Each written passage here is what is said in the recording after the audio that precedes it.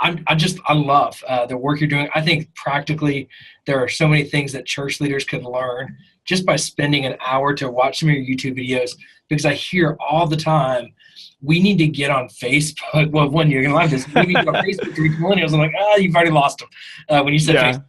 Facebook is not where it's at. Facebook is not where it's at. But I think they also think that just by getting on a platform, you're going to be relevant. And it's not just the platform, not being on the platform that makes you relevant. It's the way you're communicating your message in many ways. And the way that so what you're doing on YouTube, and I love hearing this is not crazy high tech. You're using a good camera, but you're not using the best camera.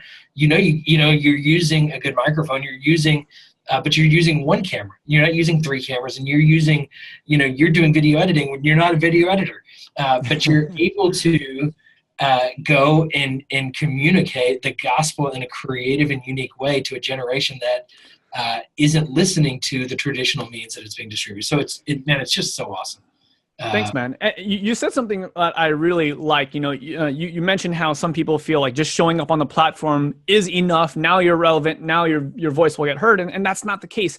What I think we need to realize is that social media requires a degree of sophistication, or at least understanding the way that platform works. So in the same way that you would send a missionary to, let's say, Zimbabwe, or you send a missionary towards, I don't know, the Middle East or anywhere else, there has to be some very serious attention paid towards the current culture, to the way that people view the world.